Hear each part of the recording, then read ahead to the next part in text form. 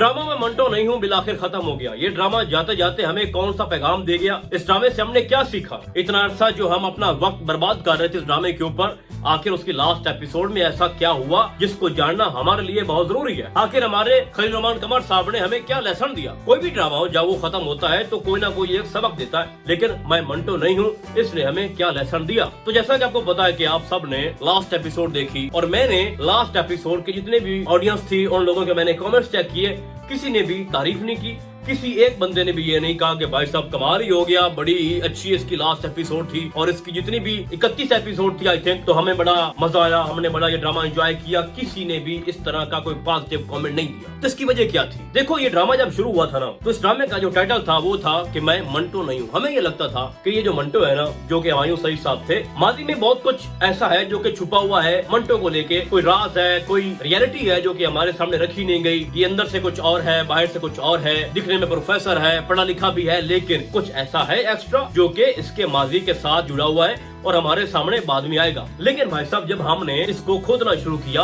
तो मंटो से कुछ भी नहीं निकला, और अगर कुछ निकला भी है तो सिर्फ ये कि वो मुकम्मल तौर पर एक उल्लू इंसान था, जिसको ये भी नहीं पता था कि मैंने बात कौन सी करनी है, जिसको ये भी नहीं पता था कि जिस लड़की से मैं मोहब्बत करता हूँ उसके बाप के सामने किस तरह से बैठना है और क्या गुफ्तगू करनी है। उसके अंदर कोई मैनर नहीं थे। ठीक है, खैर लास्ट एपिसोड के ऊपर आते हैं भाई साहब। तो आपको दिखाया जाता है जनाब के मैमल तैयार हो रही होती है, वहाँ पर उसका पहला आशिक भी आता है मंटो, फिर उसका दूसरा आशिक आता है जनाब मिकाइल हजरत साहब, और फिर उसका तीसरा आशिक आता है फरहाद, जो कि उसका शोहर बनने जा रहा होता है। एक शर्त रखी गई थी, एक सुलहनामा था और पक्की बात और पक्का वादा दिया हुआ था कि सिराज जो है अमरा फिरी साहब वो अपनी बेटी फरहाद को देंगे और उसके बाद हमारी जो सुलह है ना वो पक्की हो जाएगी। मंटो भी निकल गया, मिकाइल भी निकल गया। ठीक है, वो अलग बात है कि मंटो ने 4 गोलियां खाई, उसके बाद जो मिकाइल है उसके बाप को जाना पड़ा, उसने अपने बाप की कुर्बानी भी दी मेमन की खातिर, लेकिन नहीं भाई, हमने अपनी बेटी फरहाद को देनी है। ठीक है, हो गई सुलह, फरहाद आ गया भाई साहब। और पूरी एपिसोड जो उसके पहले 25 मिनट थे उसमें सिर्फ और सिर्फ भाई साहब बैकग्राउंड म्यूजिक चलता रहा, यानी जनाब फरहाद, उसका बाप, उसकी माँ, ठीक है, उसकी बहन आ गई,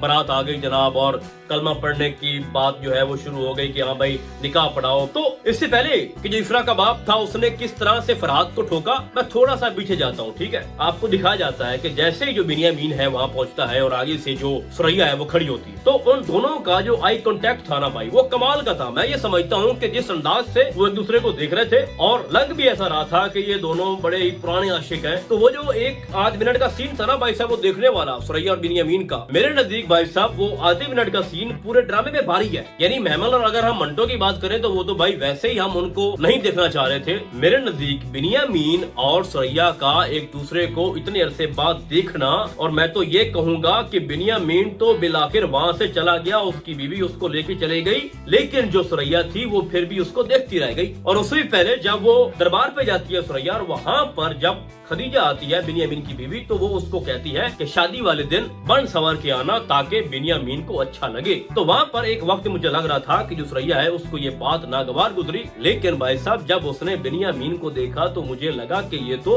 अंदर से बहुत खुश है। वो होता ना भाई साहब, कुछ सीन या कुछ रोल ऐसे होते हैं जो अगर स्क्रीन पे ज्यादा ना भी आए तो उनकी एक अलग ही वैल्यू होती है, जैसा कि सुरैया और बिनियामीन। तो मैं बात कर रहा था भाई साहब, वहाँ पर उसका पहला आशिक आया, दूसरा आया, तीसरा आया, यानी फरहाद, और उसका निकाह हो रहा था। जब कलमे की बारी आई और उसने कलमा पढ़ा और उसके बाद इफ्रा का वहाँ पर इंसाफ हो गया। और बहुत ही खूबसूरत लाइन यहाँ पर लिखी गई हमारे खलील साहब की तरफ से, जब सुरैया ने ये बोला कि मैंने तो साइन कर दिए, मैंने तो माफ कर दिया, लेकिन ये कहाँ पर लिखा है कि अल्लाह ने भी माफ कर दिया। ये बहुत बड़ी लाइन थी भाई साहब। और उसके बाद जो अंजाम था फरहाद का, जो होना चाहिए था एक्चुअल में, वो हो चुका। यहाँ पर खलील साहब जो है वो दाद के काबिल है। यहाँ पर मेरा एक सवाल है भाई साहब, इतनी बड़ी सिक्योरिटी, 70 साल की दुश्मनी खत्म होने जा रही है और फिर वो दुश्मनी जो है वो रिश्तेदारी में बदलने जा रही है, तो वहाँ पर जो सिक्योरिटी होगी वो तो बहुत सख्त होगी ना। तो फिर इफ्रा का बाप वहाँ पर पिस्टल लेके कैसे पहुँच गया, और वो भी एंड सामने? क्या उसकी किसी ने मदद की थी? जब इस तरह के मौके आते हैं भाई साहब, या इतना ज्यादा खतरा हो, 70 साल की दुश्मनी है और दुश्मन जनाब आमने सामने बैठे हैं, तो वहाँ पर सिक्योरिटी के जो हालात होते हैं वो बड़े सख्त होते हैं। वहाँ पर तो भाई साहब तलाशी ली जाती है हर बंदे की, लेकिन ये जनाब बुढ़ाऊ कैसे वहाँ पर पहुंचा और उसने अपनी बेटी का बदला लिया। बहुत अच्छा किया उसने। इन जैसों का इसी तरह से हिसाब होना चाहिए। फिर आपको दिखाया जाता है जनाब के एक सीन हमारे सामने आया कि यूनिवर्सिटी के अंदर वहाँ पर महमल पहुंची होती है और फिर हमारा वहाँ पहुंचता है जनाब मंटो, और ये दिखाया जाता है जनाब के अगले संडे इन दोनों की शादी हो रही है। اور وہیں پہ ڈرامہ ختم ہو جاتا ہے۔ تو بھائی صاحب اس ڈرامے نے ہمیں کیا سکھایا؟ یہ سکھایا کہ دشمنی کو اچھی چیز نہیں ہوتی، یعنی دو سریا کے چلے گئے، دو خدیجہ کے چلے گئے، اور پھر یہ دکھایا کہ جب بات صلح پہ آئے اور پھر شرط بھی کوئی لڑکی کی ہو تو پھر کتنے مشکل حالات ہوتے ہیں ماں باپ کے اوپر، اس کی فیملی کے اوپر۔ اور پھر آپ نے جس انسان کے لیے ڈرامہ بنایا، خاص طور پر منٹو کے لیے، یعنی کہ میں منٹو نہیں ہوں، اس کا ریزلٹ کیا نکلا؟ وہ تو بس ایک پروفیسر تھا، ٹھیک ہے، اس کو اپنی اسٹوڈنٹ سے محبت ہو گئی اور اس نے جناب وہاں پر کچھ قربانیاں دی۔ لیکن میں یہ چاہتا تھا کہ آپ منٹو کو تھوڑا ایکسٹرا دکھاتے، کچھ ایسا ہوتا جو ایک الگ ٹائپ کا ہوتا، کچھ راز ایسا ہوتا جو منٹو کے رول کو بہت ہی زیادہ پاور دیتا۔ لیکن منٹو کو لے کے ایسا کچھ بھی نہیں تھا۔ اگر میں اپنی آپ کو بتاؤں تو اس ڈرامے کے اندر جو سب سے بہتر سین تھے وہ صرف اور صرف بنیامین اور سراج کے تھے۔ ان دونوں کی دشمنی کی جو باتیں، خاص طور پر جو میاں کا رول تھا، اس کی کنورزیشن، ٹھیک ہے، ان کے پلان اور پولیس کا کردار جو کہ بالکل ہی نہیں تھا، اس پورے سسٹم کو بے بس دکھایا گیا۔ اور اتنے عرصے سے جو دشمنی تھی اس میں کچھ دم تھا، ٹھیک ہے، یعنی میاں کا بار بار بنیامین کے گھر آنا، بنیامین کا پھر سراج کے پاس آنا، اور جو وہاں پر گفتگو ہوتی ہے کہ اب یہ ہوگا وہ ہوگا، وہ ساری چیزیں، اور خاص طور پر جو فراد کا رول تھا وہ بھی کافی انٹرسٹنگ تھا، اور اس نے اس ڈرامے کو تقریباً جو ہے بور نہیں ہونے دیا۔ اگر فراد نہ ہوتا تو آئی تھنک یہ ڈرامہ جو ہے وہ مکمل طور پر نکارا ہو گیا ہوتا۔ اس کے بعد جو آپ نے شمریز کو دکھایا، ایک اچھا ایکٹر ہے، ٹھیک ہے، قرض جان میں بڑا اچھا رول اس نے پلے کیا تھا، لیکن میں سمجھتا ہوں کہ یہاں پر اس کو بہت ہی کم دکھایا گیا۔ ہر 4 ایپیسوڈ کے بعد اس کا 1-1.5 منٹ کا سین ہوتا تھا۔ اور اگر یہاں پر میں سراج صاحب کی بات کروں تو پورے شہر کا سب سے بڑا ڈاؤن یہی ہے، بنیامین بعد میں آتا ہے، ٹھیک ہے۔ اگر ہم شروع والی ایپیسوڈ دیکھیں تو اس کے اندر بار بار یہ ذکر ہے کہ جو سراج ہے وہ سب سے بڑا ڈاؤن ہے، لیکن بھائی صاحب اس نے کوئی بھی کام نہیں کیا ایسا جو کہ ڈاؤن کرتے ہوں۔ یعنی ہر دفعہ اس نے بنیامین کو معاف کر دیا، کسی کو تھپڑ تک تھپڑ اس نے مارا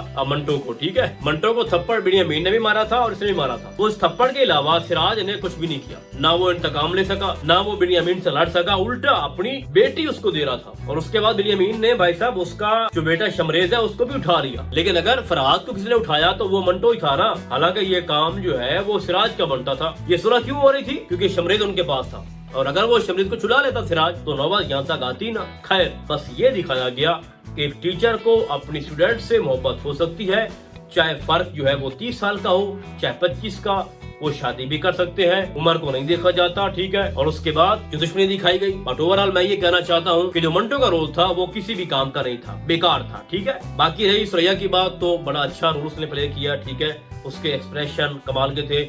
پھر اس کے بعد بابر علی یعنی بنیامین، وہ بھی کمال کا ایک رول تھا۔ اس کے بعد جو سراج ہے وہ بھی ٹھیک تھا، اور خاص طور پر جو میکائل حضرت صاحب ہیں بہت انوسینٹ، اگر اس کی شادی میمل سے ہو جاتی تو زیادہ اچھا لگتا، ٹھیک ہے، وہ جوڑی بالکل بہترین تھی۔ اور اگر ہم دیکھیں منٹو کو تو وہ جناب زیادہ سوٹ کر رہا تھا مس ماریا کے ساتھ۔ اگر میں آپ کو اپنی بتاؤں تو ہونا یہ چاہیے تھا کہ منٹو کی شادی آپ کرواتے مس ماریا کے ساتھ، میمل کی آپ کرواتے جناب میکائل کے ساتھ، اور آپ سریا کی شادی کرواتے بنیامین کے ساتھ، اور مدیہ کی آپ شادی کرواتے شمریز کے ساتھ۔ اور رہی بات فرحاد کی، کیونکہ وہ بہت بڑا گنہگار تھا تو اس کا انجام اس کو ملنا تھا۔ تو اوورآل اس ڈرامے نے ہمارا ٹائم برباد کیا، ٹھیک ہے۔ اگر میں آپ کو اپنی بتاؤں تو یہ ڈرامہ ہمیں دیکھنا ہی نہیں چاہیے تھا، اور میں امید کرتا ہوں کہ آئندہ اس طرح کا کوئی بھی ڈرامہ نہیں لکھا جائے گا جس کے اندر کوئی لاجک نہیں تھی، کوئی منطق نہیں تھی۔ کچھ بھائی ایکسٹرا کرو، کچھ اور کرو جو بھائی صاحب نیا ہو۔ تو باقی اب آپ نے بتانا ہے کہ آپ کو یہ ڈرامہ کیسا لگا، اور کون کون میرے ریویو سے ایگری ہے، آپ نے مجھے کامنٹس کے اندر لازمی بتانا ہے۔ تو فی الحال آج کے لیے بس اتنا ہی، ہم آپ کو بہت جلد ملیں گے کسی اور ڈرامے کی ڈائری میں، تب تک کے لیے اللہ حافظ۔